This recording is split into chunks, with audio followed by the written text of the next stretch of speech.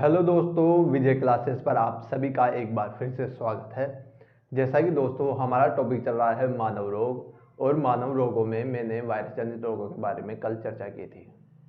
दोस्तों मैं एड्स के बारे में और डेंगू के बारे में आपको पढ़ा चुका था। आज पोलियो और अन्य रोगों के जनित रोगों वायरस जनित रोगों के बारे में मैं चर्चा करूँगा। दोस्तों डेंगू की बात करूं तो डेंगू मादा एडिज इजिप्टाई मच्छर के काटने से होता है तथा इसमें प्लेटलेट्स की संख्या में कमी आ जाती है। मैं एड्स की बात करूं तो यह है इसका टेक्स्ट सबसे इम्पोर्टेंट क्वेश्चन यही बनता है कि इससे पता कैसे चले कि एड्स हो चुका है, जो एलिसा टेस्ट से होता पता चलता है। इसकी ना ही तो उपचार है और ना ही इसका कोई टीका लगा है। अब चलते हैं हमारे नेक्स्ट रोग जो है पोलियो। पोलियो किसी भी रोग का, जैसे कि मैं पिछली क्लास में बता रहा हूँ, किसी भी रोग का रोगवाहक बहुत ही ज़्यादा इम्पोर्टेंट होता है। तो इसका रोगवाहक क्या होगा पोलियो का? दोस्तों रोगवाहक तो इसका कुछ नहीं है, जैसे दूषित जल और पानी से यह पोलियो रोग फैलता है, पर यह बहुत ही गंभीर समस्या है ये पोलियो रोग। ठीक है, इसके बारे में वैसे एडवर्टाइज में खूब बताया जाता है, पर मैं इसका वायरस लिखता हूँ, ये कौन से वायरस से होता है या रोग जनक कौन है इसका। रोग जनक दोस्तों इसका रोग जनक है एक तो पोलियो माइलाइटिस, पोलियो माइलाइटिस या एंटेरोवायरस।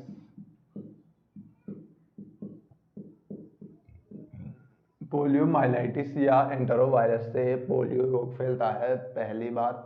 अब दूसरी बात, इसमें संक्रमण कैसे होगा पोलियो का, ये देखते हैं।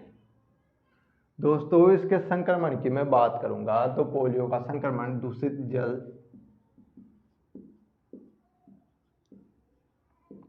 व दूषित भोजन द्वारा, दूषित जल या दूषित भोजन द्वारा इसका वायरस हमारे शरीर में प्रवेश कर आंतों को संक्रमित करता है। वह आंतों द्वारा आंत से ये रक्त में जाता है, रक्त इसे लेके जाती है केंद्रीय तंत्रिका तंत्र को।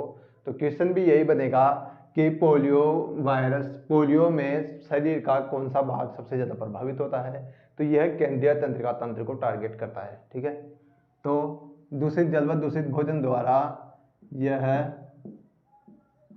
आंतों से होकर रक्त में मिल जाता है।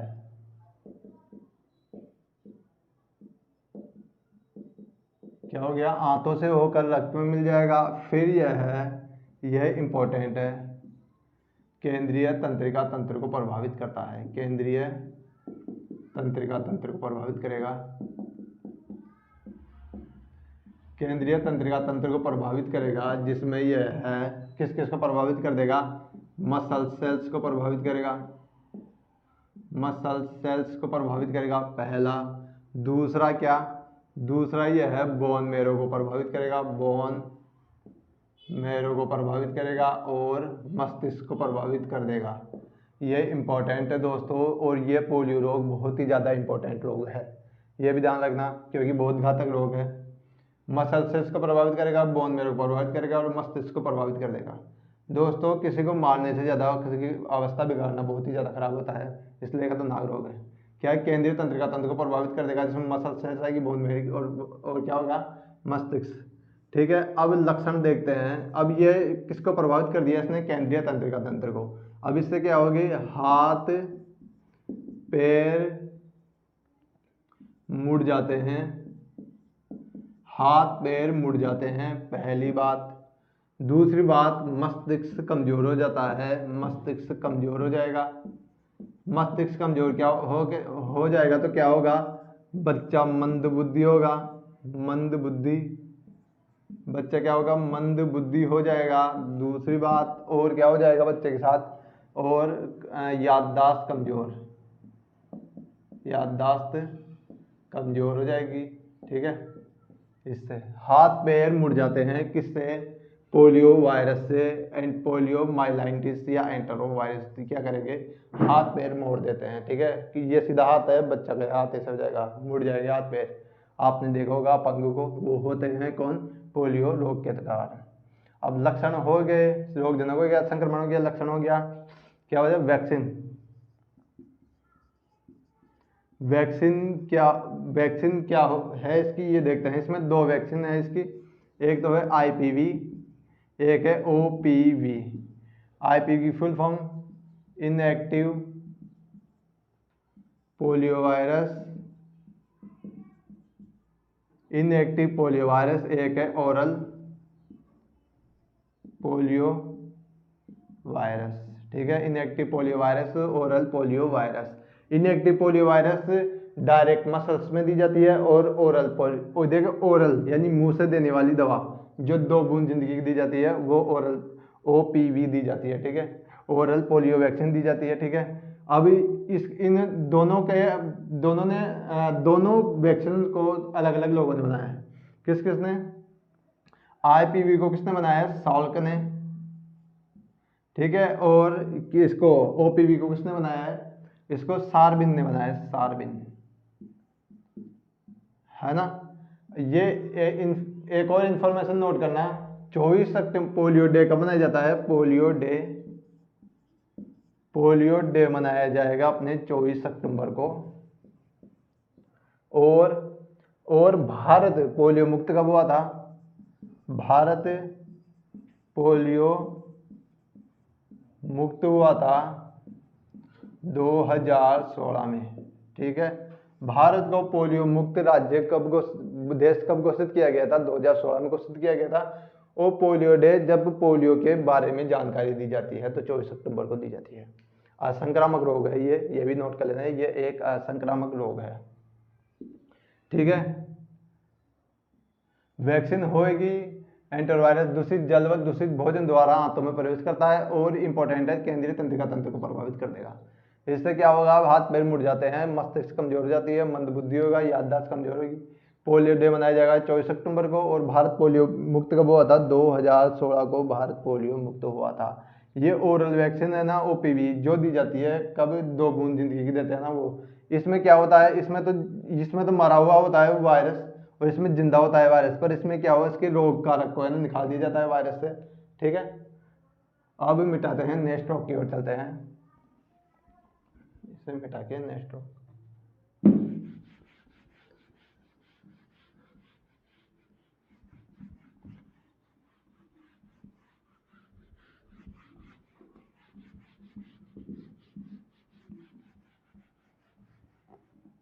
अब पढ़ते हैं एंटेरो रेबीज की ओर। रेबीज,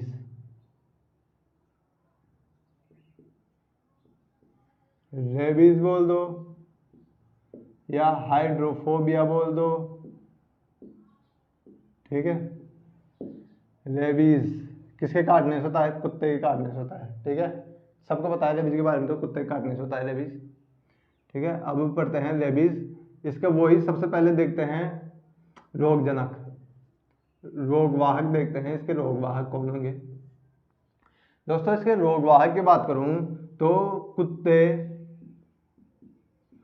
दोस्तों अगर क्वेश्चन आ जाए कि रेबीज के रोगवाहक कौन है, रेबीज किसे काटने से होता है, तो कुत्ता ही ऑप्शन में ना हो ना, तो और दूसरे भी हो सकते हैं ऑप्शन में, तो कुत्ता ही नोट मत करना। ये देखना बिल्ली से भी हो गया, ये बिल्ली के काटने से भी होता है। ठीक, और चमगादड़ के काटने से भी होता है। ठीक, और बंदर के काटने से भी यह होता है। किसमें, कहां पर होगा, कुत्ते, बिल्ली, बंदर की लार में मौजूद होता है। ठीक है, लार में पाया जाता है। तो जब कुत्ते, बिल्ली, चमगादड़, बंदर की लार में होता है ये, और इसे काट लेंगे, ठीक है, ये मनुष्य को काटता है, तो ये मनुष्य में रोग कर देता है। तो पहले है ना, अब संक्रमण, संक्रमण कैसे फैलेगा, कुत्ते, बिल्ली, चमगादड़, बंदर के काटने से। क्या हुआ, कुत्ते के काटने से, कुत्ते के काटने से इस लार कुत्ते के काटने से इसकी लार क्या होगी, रक्त में चल जाएगी, इसकी लार रक्त में मिल जाती है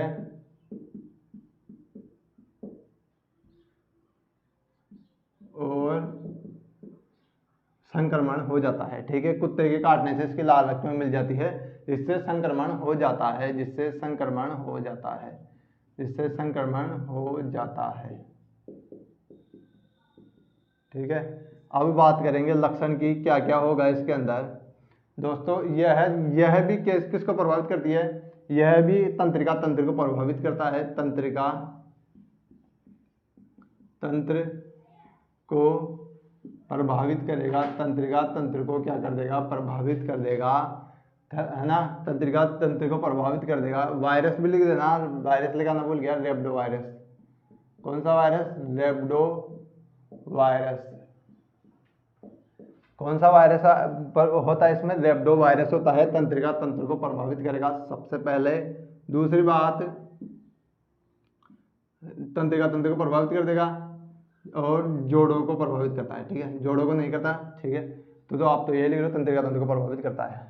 इससे क्या होगा, तंत्रिका तंत्र को प्रभावित कर देगा, इससे क्या होगा, इससे होगा ये कि ये मस्तिष्क प्रभावित हो जाएगा तंत्रिका तंत्र को प्रभावित करने से। इससे क्या होगा, इससे पानी को देखते ही वे रोगी को डर लगने लग जाता है, या जो मसल्स खिंच जाती है, मसल्स को प्रभावित करेगा, मसल्स को भी प्रभावित कर देगा। ठीक है, अब होगा क्या, देखो, पानी को देखकर, इंपॉर्टेंट है, पानी को देखकर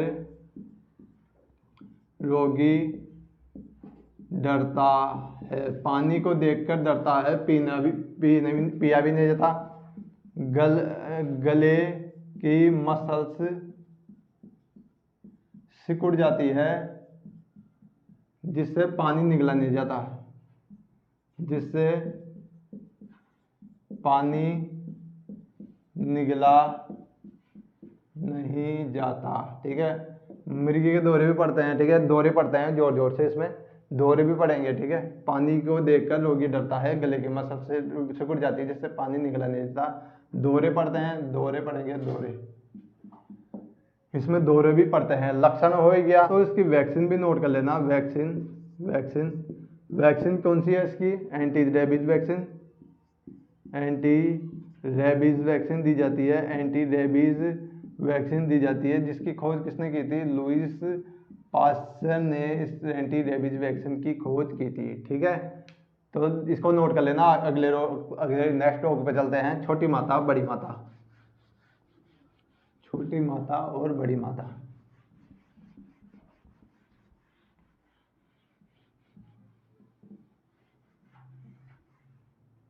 अब नेक्स्ट रोग पे चलते हैं, छोटी माता और बड़ी माता।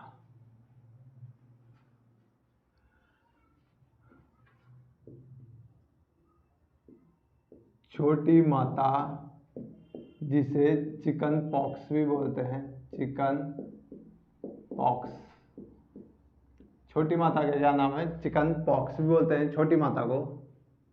ठीक है, चिकन पॉक्स के नाम से भी जानते हैं। और एक होती है बड़ी माता, जिसे स्मॉल पॉक्स के नाम से भी जानते हैं, स्मॉल पॉक्स के नाम से भी जानते हैं। और एक और नाम नोट कर लेना, चेचक, चेचक भी इसे ही बोलते हैं, बड़ी माता को चेचक के नाम से भी जानते हैं। वायरस कौन सा होगा इसमें, रोगजनक, रोगजनक की बात करूंगा तो रोगजनक कौन है, वेरिसोला वायरस, वेरिसोला वायरस। और इसमें रोगजनक की बात करूंगा तो वेरियोला वायरस, वेरियोला वायरस। दोस्तों, बड़ी माता छोटी माता में लगभग सेम चीज होती है, बस इसमें याद रखना एस किस में आएगा, चिकन। ठीक है, चिकन पॉक्स में एस, और चिकन पॉक्स में तो क्या होगा, वेरिसोला, और बड़ी माता वेरियोला किस में आएगी, बड़ी माता में आएगी, या स्मॉल पॉक्स में वेरियोला के नाम से जाना जाएगा। रोगजनक हो गया। अब संक्रमण कैसे फैलेगा, दोनों का संक्रमण का फैलना सेम ही है। यह बहुत, एक चीज और नोट करना, यह बहुत जल्दी फैलता है, बहुत जल्दी फैलता है। तो यह संक्रामक रोग है बहुत बड़ा। तो यह हाईली संक्रामक रोग है। संक्रामक रोग है, कौन सा? हाईली संक्रामक रोग है, बहुत जल्दी फैल जाता है ये। ठीक, अब फैलेगा कैसे? संक्रमण कैसे होगा? व्यक्ति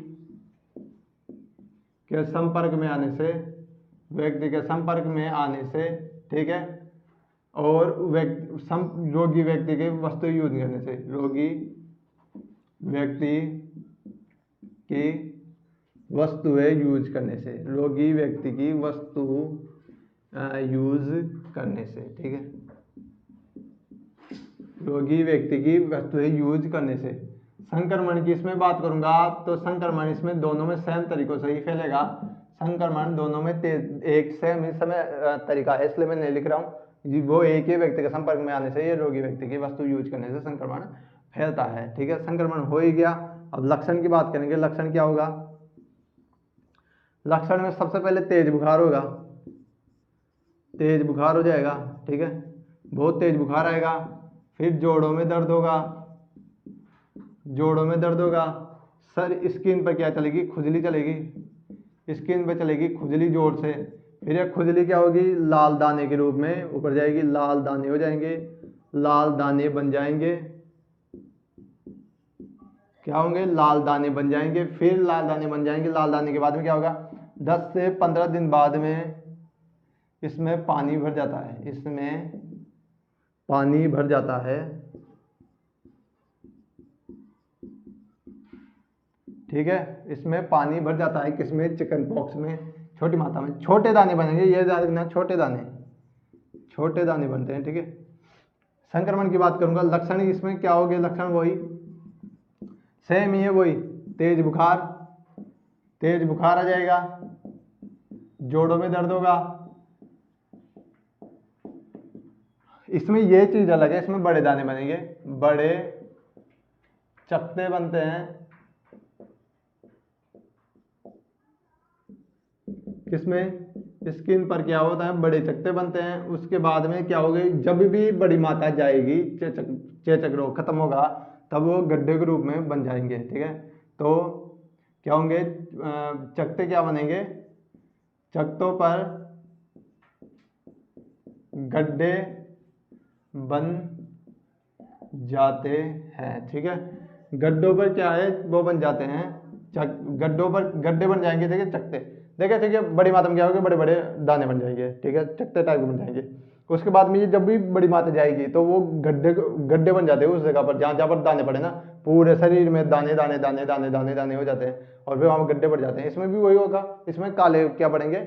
इसमें काले क्या होंगे? धब्बे पड़ेंगे। इसमें खुजली चलती है, इसमें खुजली नहीं चलती, ये भी ध्यान रखना। इसमें खुजली नहीं चलती बड़ी मात्रा में, छोटी मात्रा में खुजली चलती है। इसमें छोटे दाने बनते हैं, और छोटे दाने में क्या हो? पानी भर जाएगा, ठीक है। और वो जब भी छोटी मात्रा वो जाएगी, इसमें रोगी की मृत्यु तो नहीं होती, पर जाएगी जब भी तो खत्म होगा रोग, तो क्या बनेंगे? उसमें काले दाने पड़ जाएंगे इस पर। लेकिन इसमें क्या होंगे? गड्ढे पड़ जाते हैं शरीर, जो आपने कभी किसी व्यक्ति को देखा होगा गड्ढे पड़े हुए हैं सर स्किन पर पूरे पे, तो बड़ी मात्रा के प्रभाव से होते हैं। अब बड़ी मात्रा की बात करूंगा तो यह है उन्मूलित हो चुका है, यह है विश्व में अब नहीं है, यानी यह है पूरी तरीके से खत्म हो चुका है। कौन सा रोग? बड़ी मात्रा या स्मॉल पॉक्स या चिकन पॉक्स।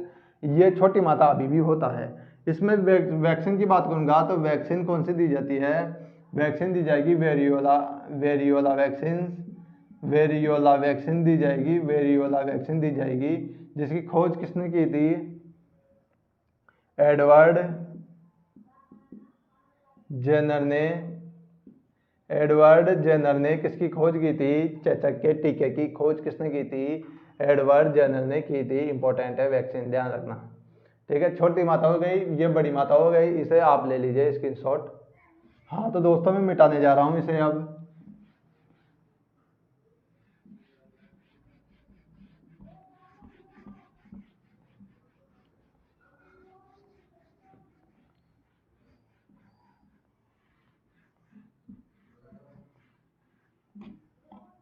अब बढ़ते हैं अपने नेक्स्ट रोग, इबोला वायरस। इबोला, ये इबोला अफ्रीका जैसे देशों में खूब फैला था इबोला, ठीक है। ये कोरोना के समय फैला था, लेकिन जब कोरोना हो रहा था तब इबोला भी फैला था साथ में ही, पर इबोला से व्यक्ति मरता ज़्यादा, इबोला सही है ज़्यादा। खैर, पर ये है ना, एक बार कोरोना के कारण इसे दबा दिया गया था, इससे ज़्यादा चर्चा नहीं थी। यहाँ पर चर्चा करते हैं अब। तो रोग जनक कौन है? रोग जनक की बात करेंगे इबोला वायरस का। रोग जनक कौन है? Ebola virus. Ebola virus, Ebola रोग का रोग जनक इबोला वायरस। रोग वाहक कौन है इसका? लेके कौन घूम रहा है? फल चमगादड़ लेके घूमती है, फल चमगादड़। फल चमगादड़ है ना, कौन? फल चमगादड़। संक्रमण कैसे होगा? संक्रमण नोट करना, संक्रमण कैसे होगा दोस्तों? संक्रमण होता है फल चमगादड़ के फल फल को चमगादड़, फल चमगादड़ या फल चमगादड़ नहीं लिखते हैं, ऐसे लिखते हैं चमगादड़। चमगादड़ के फल को काटने से। फल को काटने से कैसे होगा? इस फल को काट दिया चमगादड़ ने, अब इस फल को अपन खा रहे हैं, फल, इस संक्रमित फल को खाने से। अब संक्रमित फल को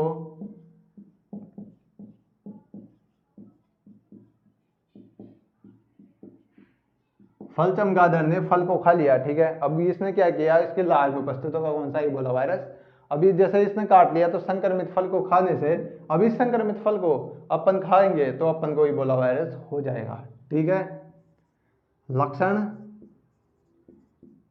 लक्षण में क्या क्या होगा? तेज बुखार आएगा,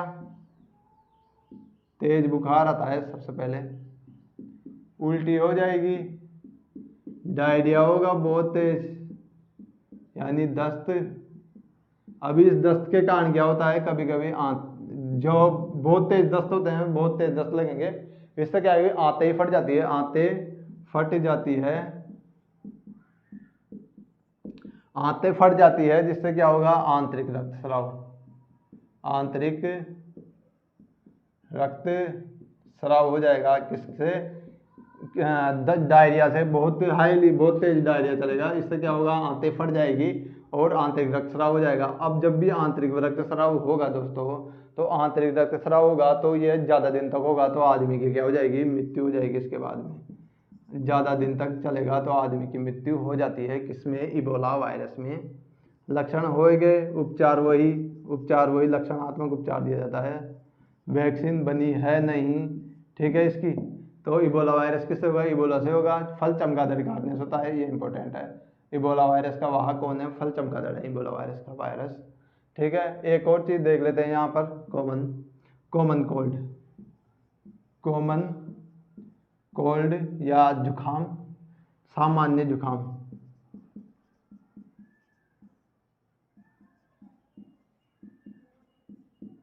सामान्य जुखाम किससे होगा? वायरस का नाम लिख लो, रेनो वायरस से होता है। 5-6 दिन में अपना आप ठीक हो जाएगा। संक्रमण की बात करेंगे तो किससे होगा? व्यक्ति टू व्यक्ति के खांसने, व्यक्ति के खांसते छींकते। कैसे होगा?